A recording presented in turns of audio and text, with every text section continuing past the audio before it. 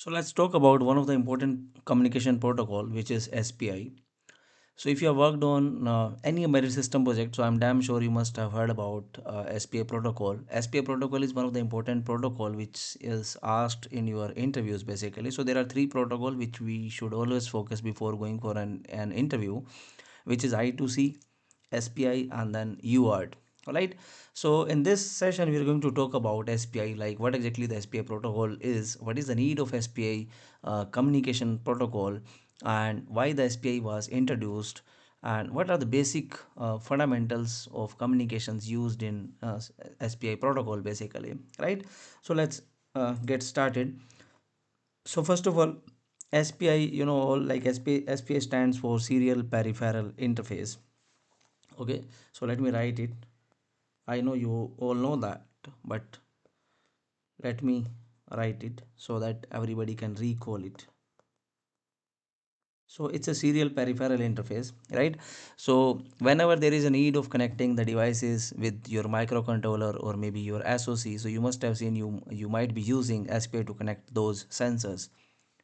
You might have used display to connect your microcontroller or the SoCs. Basically, even the flash memories also can be connected through the SPI, right? If you talk about sensors, generally you must have seen the uh, basically the sensors, gyro sensors and all those sensors are basically comes with the facility of I2C connection as well as the SPI based connection, basically, right? So the major benefit of SPI is it's very fast protocol as compared to the I2C. It supports some speed up to some megahertz, basically, and it was introduced for the two reason. First of all, first reason is the speed, and the other reason is this is full duplex.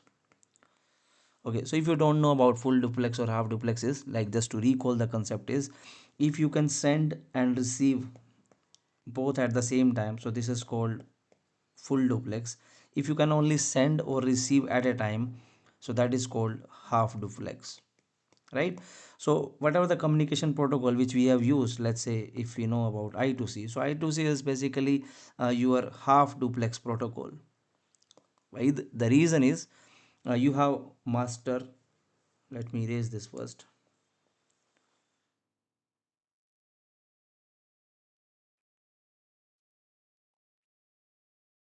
Right, so you have master and then you have slave. So these are connected through the I2C protocol, and I2C is a two-wire protocol in which we have clock line and then data line, right? So at a time, if master, either master can send the data or we can receive the data from the slave, basically. So this is your master, this is your slave device, right? So this is the half duplex communication possible in the I2C. So to avoid that, we came up with the concept of serial peripheral interface, which is called SPI. So SPI enable us and it provide us the facility of basically transferring data in the both direction at the same time, right? Although this SPI also basically follow the approach of master and slave communication, basically. So here will be one device that will be behaving like a master, and we will have other device that will behave like a slave. So the role of master here is to control the communication, whatever the communication is happening with the slave. So all the communication control uh, will be taken care of by master. So master is going to generate the clocks. Master is going to basically make a decision to which slave or to which client it wants to basically send or receive the data. So that whole communication related decision has to be taken by the master, right? And it's quite simple protocol, basically. So let's go in deep into the SPA protocol and understand, like, how many wires it has and what is the features of SPA and how this SPA communication actually works, right?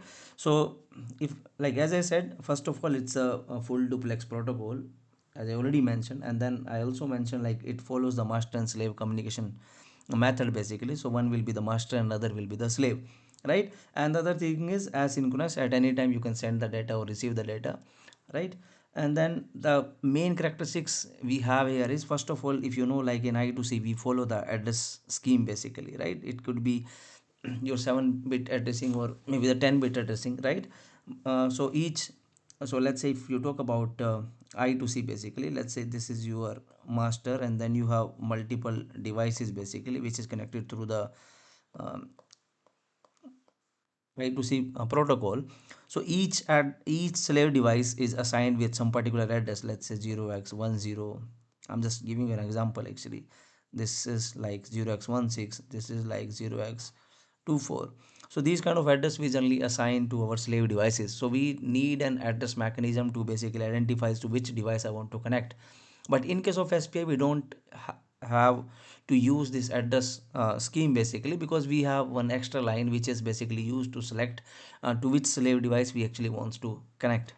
All right, so we'll talk about it later, but for now you can understand in the SPI we don't use any addressing mechanism to basically identify or select the device to which we want to communicate, right? And again, like this is also the clock driven protocol. So clock is basically going to decide when or what at what rate the data will be sampled, or at what rate the data will be transferred through using the SPI protocol basically, right? And okay, so let's go to the next slide and understand what are the four lines. So SPI is basically four line protocol, right? And the name of these four line can be anything depending upon the sensor you are using. So depending upon the OEM basically. So let's say you have taken some sensor from the Bosch, so they might tell you the name of like MOSI or MISO, can be some different name actually. It really depends upon them. So SPI protocol is basically loosely defined. So the reason SPI protocol is loosely defined. Why we call this as a loosely defined is because these names and all, anybody, any company can give the different names as per their own convenience basically, and companies understand.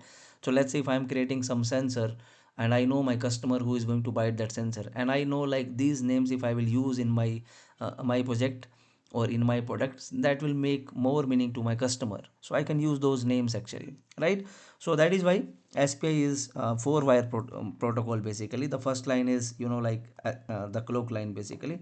So this clock is basically used uh, as I mentioned, like this is the clock which will be generated from the master, and this is going to control at what rate your data is going to be sampled on this using the SPI protocol basically, right? And the other thing is chip select. So chip select, as the name suggests basically, you it will tell us like to which device we are going to communicate, as well as it also tell like how the so when the communication is basically going to be start or end, right? Then we have another two uh, line here basically, or two wire here, which is MOSI and MISO. So MOSI full form is master output and slave input. So as the name suggests, like master will be sending something and slave will be receiving something, so that will be happening through this wire actually, right? And then the other wire is like MISO, as the name says, master in and then slave out basically. So that if there is something we need to send from the slave, that has to be basically traveling through this MISO wire actually. Okay, but now the one thing is, everybody knows, like even on the social media or in any books you will just read SPI is a four wire protocol, right? But just to check your real understanding, we like I can recall there was an interview connected for one of our trainee. Okay, so he was explaining his experience about the interview he has given. So the interviewer asked to him, so is it mandatory to have four wire in case of SPI protocol? So he simply said yes, because everywhere he listened like, okay, so there should be four wire serial peripheral interface. So that is why he said yes, right? But the actual answer is no actually. So this MISO is totally depend upon your project requirement basically. It might be there, it might not be there, right? For example, I'm having some display, some LED display or something, or maybe 8-bit display connected to my microcontroller basically, right? So this is my microcontroller, and I have this LED connected. So I am going to just have three lines. The first line is, let's say, chip select, second line is my clock line, and third line is basically MOSI. I don't need MISO here, right? Because I'm not going to read anything from the display. I'm just going to send all the information to the display. I don't need this communication of MISO here. So if So the company who is basically manufacturing this LED display product, they can ignore this MISO. They don't want to have this as part of it unnecessary. It will cost, increase the cost of hardware, right? Because there is nothing we are going to send from the display to the microcontroller. So it really don't need that. So you can simply tell, generally it is 4 wire protocol, but having MISO in the in your actual basically SPI based project, that is totally depend upon the hardware or OEMs, or as well as the implementation basically, right? So MISO is optional here basically. That is why you can see the color of this MISO is different than the other three lines, because other three lines are mandatory. You need a clock, you need a MOSI, you need a chip select basically to initiate the communication which will be happening between master and the slave, right? So now let's talk about, we will go into deep and we'll talk about each lines separately, right? So the very first thing is, the chip select. So how do we use this chip select basically? So one second, let me change the color of this pen,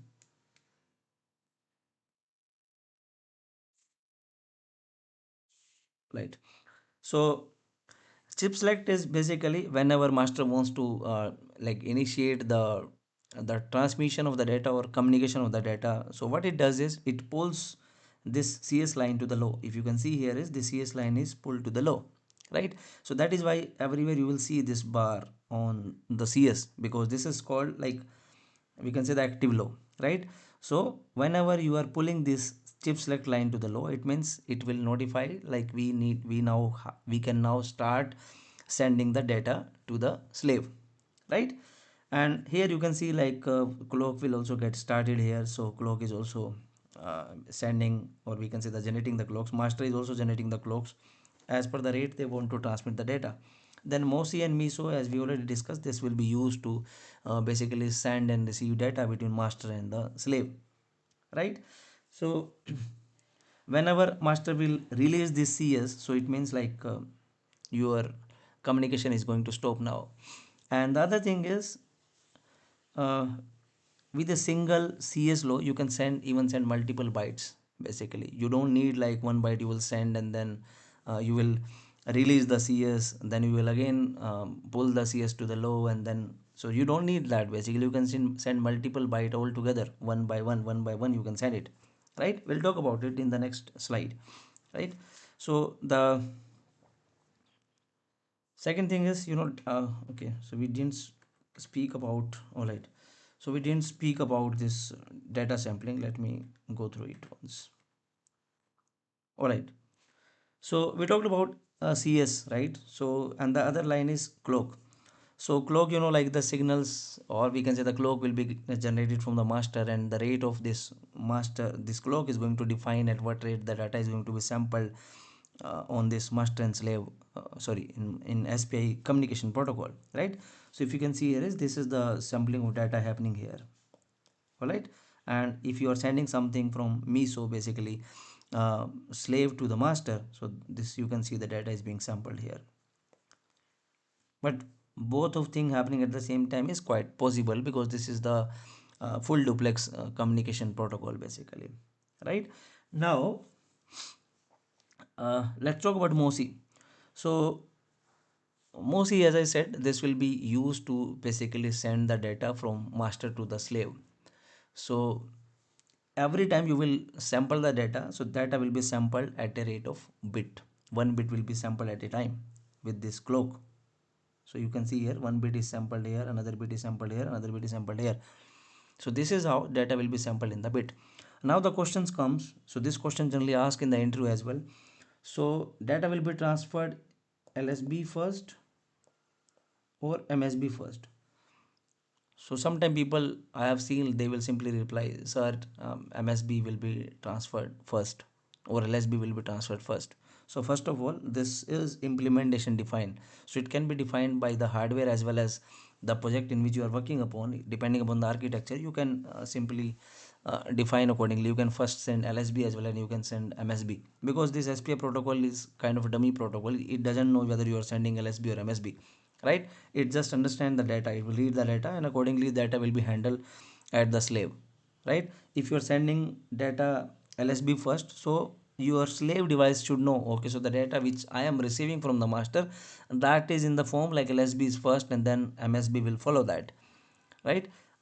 In the other words, or in the other terms, if I'm sending MSB first, so my slave device should know, okay, so MSB is basically getting sent first, then LSB will follow. So it's all depend upon the implementation basically. So you cannot say like SPI force you to send LSB first or MSB first, right?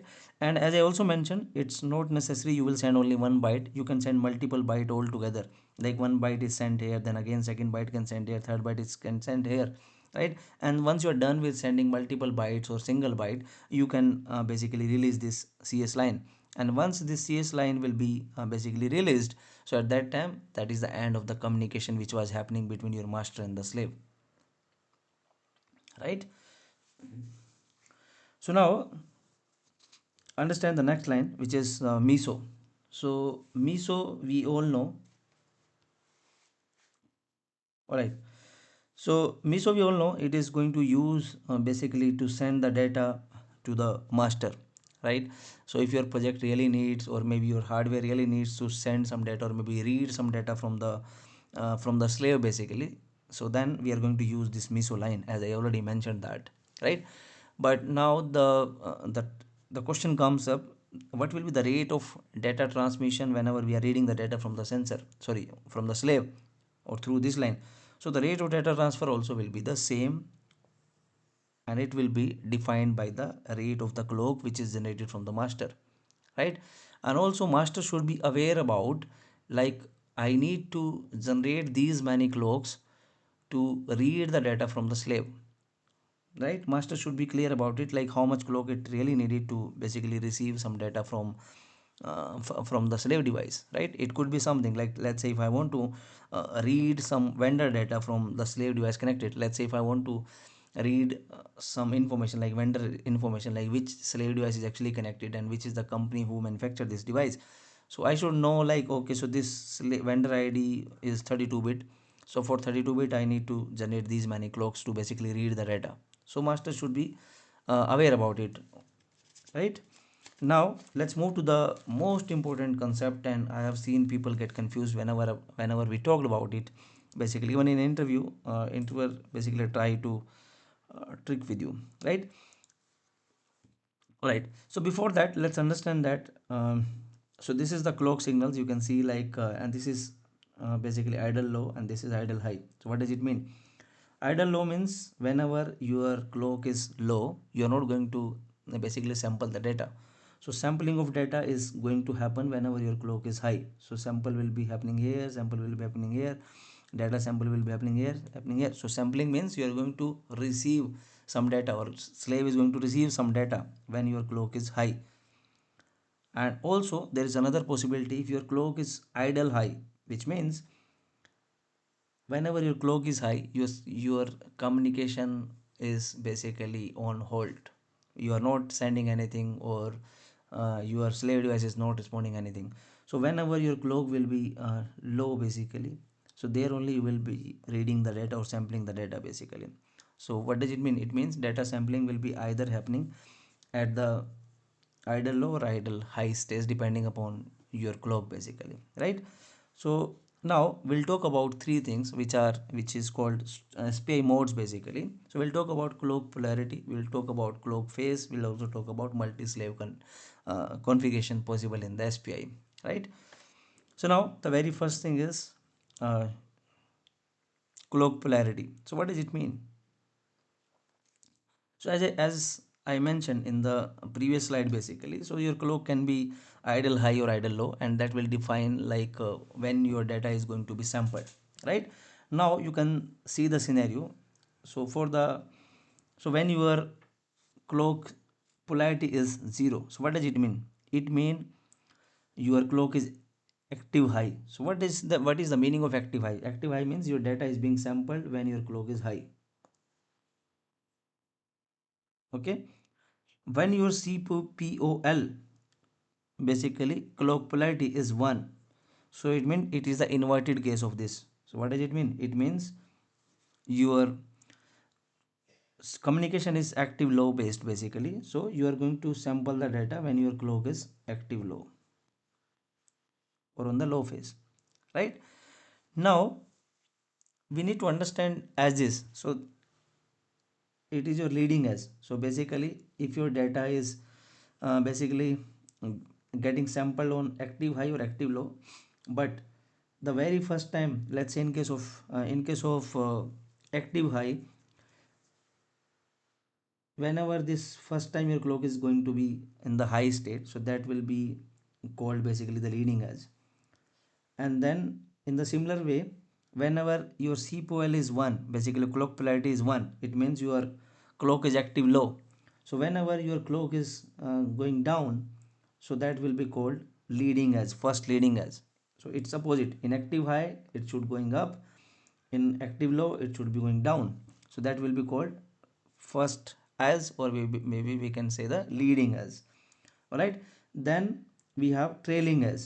So trailing edge is like in case of active high, you can see we are going from high to low here. In case of uh, basically active low case, we are going from low to high here, right? So now what is the use of this leading edge or trailing edge basically? So we are going to sample data either on leading edge or either in the trailing edge. So what does it means? Either we are going to read the sample the data basically here, or we are going to sample data here. Either on the leading edge we are going to sample the data, or either on the basically trailing edge we are going to sample the data. So that is the possibility of basically sampling the data, right? Now how it will be defined whether we need to sample the data uh, at leading edge or the trailing edge? So that is the questions basically. So that is basically defined by your clock phase basically, right?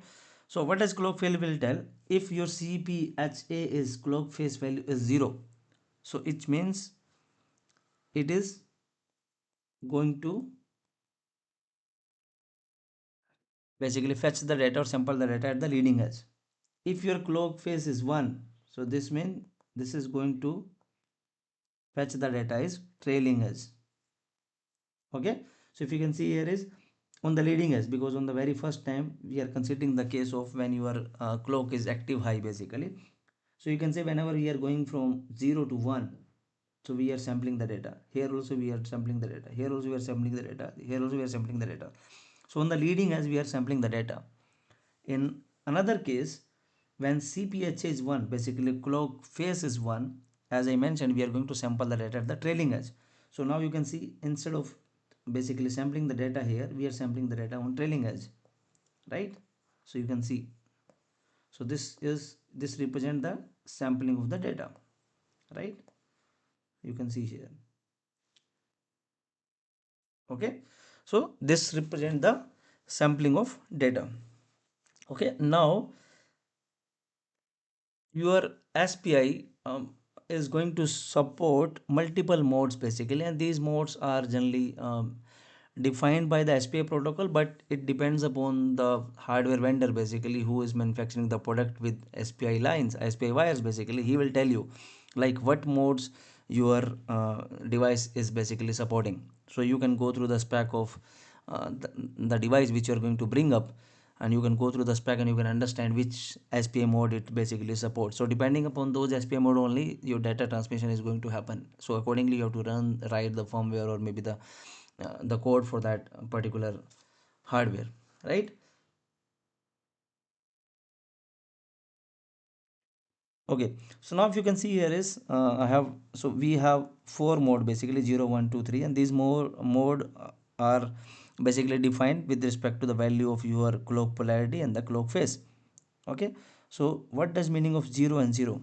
So now you know when the value of C clock polarity is 0, it means active high, right? And when clock phase value is 0, it means we are going to read the data at the active edge basically whenever. So let's say you have this clock, right? So clock polarity will tell active high means we need to sample the data whenever our clock is on high state. Now 0 will tell like leading edge. So leading edge means we are going to sample the data here, right? Then in case of mode 1, clock polarity is 0 basically, which means it is active low, right? So means your clock will be like this, right? Now as per 1, so 1 means trailing edge. So you are going to basically read the data at the trailing edge. So here you can see your data will be read here.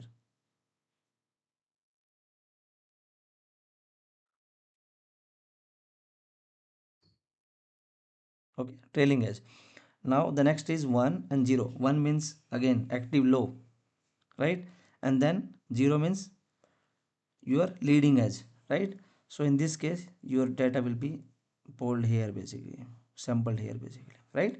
So these are the modes, different SPI modes basically, and these modes are basically defined by the hardware vendor who is making the product based on this SPI protocols, right? Now the another concept of SPI is multi-slave configuration, because in I2C we connect multiple slave device with the master. The similar way we can also connect multiple slave device with the master in SPI as well, right? But now the question comes, we don't use any addressing scheme here to address a particular slave device, then how we make this happen, like we are connecting multiple slave device with the master. So now there is one line which play an important role in case of multi-slave configuration, which you can see we have chip select line. So each slave device will have their own chip select line connected to this master, right? So master will have number, so master will have, so master will have basically addition of new chip select lines depending upon the number of slaves get connected. So if you can see here is this master is connected to 3 slaves, so that is why it has 3 chip select line. Now master will decide to which slave it actually wants to communicate, and how this is going to happen is, let's say if master wants to connect to this slave 2, so it's going to pull this CS2 to the low, so which will start communication with this slave 2. Okay, and this case is called individual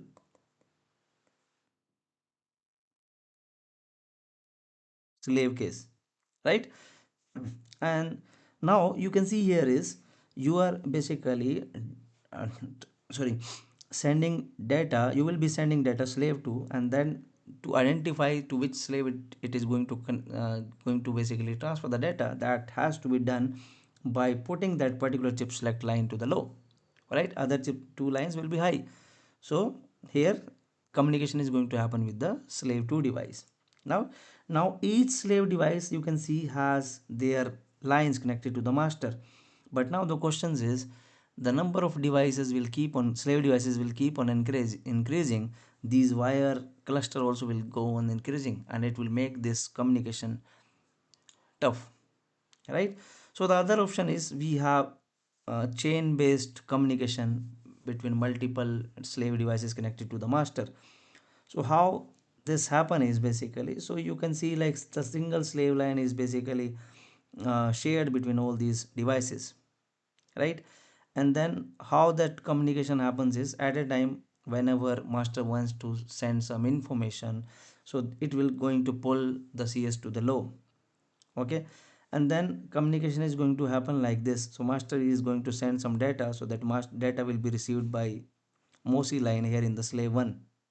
All right, and then through MISO that line is connected to slave 2, so that data will be passed to slave 2.